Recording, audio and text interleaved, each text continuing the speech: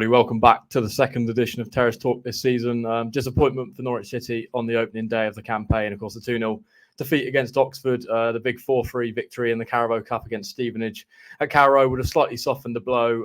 The chance to get 3 points for the first time in the Championship this Saturday when Blackburn Rovers make the visit to Carrow Road. With that, delighted to be joined by Ryan Hildred to get all the sort of inside knowledge from the Ewood end. Ryan, first and foremost, it's been a pretty good start to the campaign, I'd say, for Blackburn Rovers. 2 games, 2 wins, 10 goals, victories over Derby County and Stockport in the Carabao Cup. Pretty much the perfect start to the campaign, would you say? Yeah, it has been. And pre-season was just, it was one of those things that in the first instance with pre-season, it was a bit of a nightmare, and lots of Rovers fans, myself included, feeling pretty down in the dumps. Obviously, we stayed up on the final day last season, and then the expectation is that Sammie Szmodics still will leave. So you're going into pre-season thinking we're going to lose Szmodics. We stayed up on the final day. No talk of signings going right into July, really. And then all of a sudden, we made a few signings. And as you say, start the season like a house on fire. So it has been the perfect start to really make people like myself have egg on their face for feeling so down in the dumps through pre-season. But obviously, there's still a long way to go, and plenty can happen still in the transfer window even. But do you know what? 10 goals, 2 wins, got to be happy with that. Yeah, you mentioned maybe that slightly sort of difficult summer last campaign, narrowly avoiding relegation on the final day against Leicester. What's maybe the expectation now for this campaign? Is it going to be a difficult season again for Rovers? Are you sort of, I suppose, pitching your expectations a little bit higher, or maybe has that slightly changed, I suppose, off the back of the start to the season?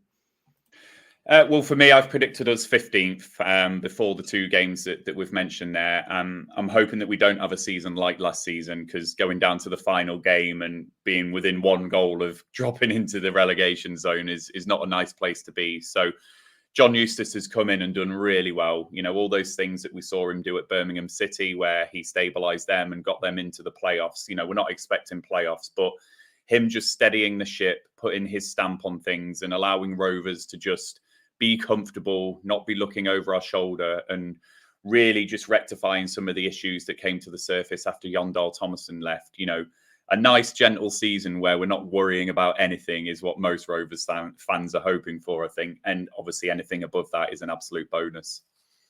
Yeah, you mentioned him there, John Eustace, of course, appointed in sort of early February. What have Rovers fans made of his time so far in the dugout? Of course, you mentioned maybe that the difficult turbulence he had to deal with when he arrived last campaign, of course, kept you up. You mentioned there maybe a little bit more hope for this season and just trying to sort of stabilise the club. But how do the fans view him as a manager and his playing style? Yeah, lots of respect for him, really, because he came in at a really difficult time, because Rovers changed the whole project, as Jon Dahl Tomasson used to call it. So we had Greg Broughton as a head of recruitment, who Norwich fans will obviously know really well. Jon Dahl Tomasson, just an exciting forward, front foot forward manager. So we seem to be doing things differently at Rovers. And that season, when obviously we missed out on the playoffs by goal difference, we came 7th. There was lots of excitement at Rovers and finishing 7th. Okay, what can we do in the next season? And then it quickly all unraveled. The project changed. Jon Dahl Tomasson didn't get the backing that he thought he was going to get. And really, he ended up stinking the place out a little bit. And I think the signal that he had with all of that was when Lewis Travis ended up on loan at Ipswich last season. How can you let your captain go on loan to another championship rival? That was the real signal that something wasn't quite right at Rovers. And then obviously he left not long after that, JDT. So Eustace has walked into a situation which was far from ideal. There's a certain caliber of player, a certain style of player, where you're essentially asking John Eustace to pick up square pegs and put them in round holes because of the way that he likes to play. So I thought he did a really remarkable job last season, really lifting the players off the floor and imposing a more difficult to beat style of football, I'd say, because Jon Dahl Tomasson was all about, he used to call it chaotic football. It was, we had Joe Rankin Costello had 7 shots on target from right back against Huddersfield in one game. That's the chaos that you're talking. Eustace is obviously a bit more pragmatic. So I think Rovers fans are really happy with the job that Eustace has done, because, as I say, far from ideal, and he's had to make us difficult to beat and really steady a ship that off the pitch, there are still plenty of problems at Rovers. You know, I want to make that really loud and clear. There's lots that isn't right with this football club right now. But John Eustace has really come in and steadied the ship and allowed Rovers fans to just think that actually we can just have a normal season this season, which is not where I was about 8 weeks ago, I must say. Yeah, you mentioned sort of the late flurry of signings that you maybe had prior to the season starting. A few of those championship experience, the likes of Andy Vyman, of course, Danny Bart, Norwich fans will know from last campaign, a few from overseas. Hashi seems to have settled in quite well, a couple of goals already to his name. What have Rovers fans made of that incoming business? Of course, it is early days. You've maybe not seen a lot of them in the flesh, but is there a bit of excitement around those signings? Yeah, there is, for different reasons, I'd say. So first and foremost, we needed bodies through the door, you know, from a pure numbers game. We needed players in, and we also needed experience. Under Jon Dahl Tomasson, we were the second youngest squad in the Championship after Sunderland. So something that was labelled at Rovers quite a lot was, you know, not having that Championship nous, that Championship experience, you know, going away from home in particular. Can we stand up and be counted? So Danny Bart, Carl McFadzean and Andy Vyman, I think, are three really sensible signings for Rovers. You know, you can really imagine them digging in for the side, you know, when it's 0-0 away from home or you're holding on to a lead or things like that. Those three represent real good quality, I would say. And Vyman's obviously hit the ground running in particular with a couple of goals as well, which is great to see. The other two, I'll be honest with you, you know, when they first signed, I was worried about a downgrading of the squad going on because we've been here before. About 10 years ago, we had Jordan Rhodes, Rudiger Stead and Josh King up front, which was just bags of goals.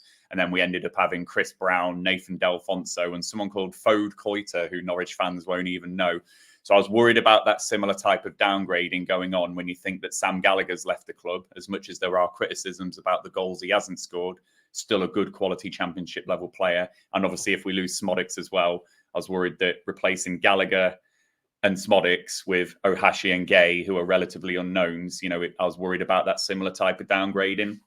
But I've got to say, both of them, for very different reasons, have also hit the ground running. Maktar Gay is just going to be an absolute comedy hero, I would say. He's already whipping the Blackburn end into a frenzy with the Olays like Jurgen Klopp does, and on the opening night went down with a hamstring injury and then rose from the dead like The Undertaker and said, no, I fancy it now. So he's just going to be one of them. So he's going to be someone who we can play off. He's going to hold the ball up. He's going to make runs in behind, which is something that we've not really seen in the last couple of years at Rovers. And then Ohashi, you know, we're really reaping the rewards of the J-League already starting and being well underway. He's clearly fitness-wise ahead of everyone else. So we're seeing lots of industry. Again, we're seeing lots of runs in behind. He's really working hard for the team and he's been rewarded with a couple of goals as well. So again, I've got a little bit of egg on my face, that downgrading of the squad that I was talking about. Maybe it's not going to be as severe as I thought, but again, it's a long way to go. And when we get into those winter months, when we get into the real gruel of a Championship season, let's see how many goals Ohashi and Gay have got. But on first viewing, they're two very different strikers that will allow Rovers to play in two different ways in attack, which crucially for us, we didn't have last season. So that's a positive. Yeah, you mentioned, of course, Sam Gallagher departing, Sammie Szmodics, lots of interest maybe in him. Maybe not the right offer that's come in yet for him. You mentioned kind of replacing him might be a difficulty, but he seems to be, you know, applying himself well, scoring a few goals early on this season. What sort of part do you expect him to play at Carrow Road on Saturday? I mean, we've kind of got a similar situation with John Rowe unfolding at the moment, made himself unavailable for the squad. Not going to be available as well on Saturday due to that transfer speculation, but it feels like Szmodics is still kind of, I suppose, in the right headspace to be applying himself for Blackburn. Yeah, obviously good for Rovers that John Rowe has made himself unavailable because Sam Szmodics is doing the exact opposite. John Eustace has described him as a model professional, and that's what he is. You know, there's lots of stuff that we see on the social media pages for Rovers and Twitter and all of that, where Sam Szmodics is just a great human being, and that's playing through with how he's handling this situation. No Rovers fan is begrudging him right now seeking that Premier League move because we accept the fact that it's unlikely he's going to get promoted with Rovers. And that's a similar situation we found ourselves in with Ben Brereton Diaz. You know, I'm sure that he would have loved to have got promoted with Rovers as much as Szmodics would love to as well. But there's got to be a sense of realism about the situation. So none of us begrudge him the move. None of us begrudge him wanting to find that move. And I've got to say, it's all being handled in the right way. Szmodics is having the right conversations at the right points with his agent. John Eustace is clearly having the right conversations with Szmodics and knows when he can bring him on and when he can't. And again, 3 goals in 2 games when there's intense transfer speculation on you, that is a testament of the man. Just what a model professional. And I expect him, unless a bid of some nature comes in that Rovers are going to accept, he'll play a full part at Carrow Road on Saturday. And you'll see the Sam Szmodics that you've seen in the first 2 games, and you'll see the Sam Szmodics you saw last season. He's absolutely on top of his game at the moment. Yeah, certainly a player that I think most Norwich fans will be fearing on Saturday. There's a few sort of connections between the 2 clubs in terms of players. I mean, Norwich have, of course, got Grant Hanley and Shane Duffy, formerly of Blackburn. Of course, Danny Bart already mentioned in this show, was at Norwich City last season. But the player I just wanted to ask you about was Ben Crescene.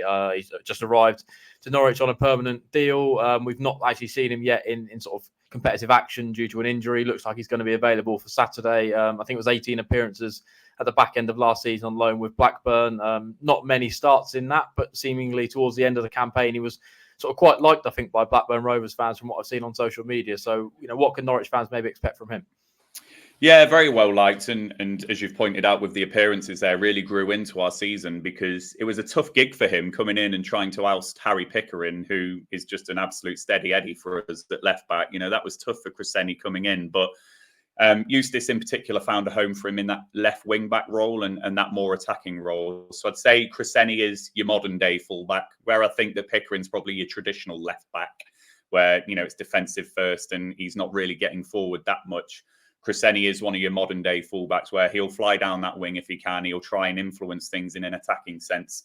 And by virtue, his Achilles heel is probably that run in behind him, that more defensive style in behind him. So I say he's got lots of potential to be a good footballer. Technically very good. He's got pace. He's got power. It's just those championship physical attributes that you need. It's probably there where he just needs to work on a little bit. But he's a young lad. He can easily bulk out. He can easily work on his physique and his fitness and all of those type of things. I expect him to be a great championship level player, that's for sure. And if Norwich do play with attacking fullbacks, which I don't know what the new manager's style is at the moment. If that is something that you're going to employ, I'd say that Crescene will absolutely, adapt to that style and contribute to that style of play, definitely.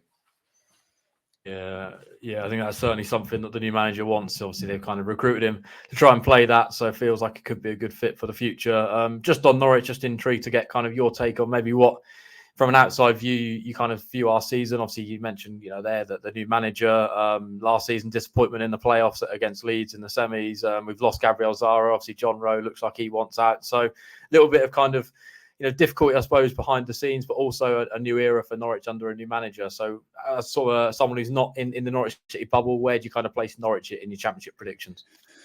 Yeah, I mean, I always have Norwich quite highly, just because, you've been there, you've done it, you've got the T-shirt, you've, got automatic promotions under your belt, you've got playoff promotion under your belt, so you know how to do it compared to Rovers who don't know how to do it. So you always figure highly. I think last season, I take my hat off to you because when we beat you at Carrow Road last season, you were really on your knees at that point. And I think maybe most Norwich fans at that point would have thought, there's no way we're making playoffs. So for you to do that, I think you deserve a lot of credit. Really well done to Norwich in that sense.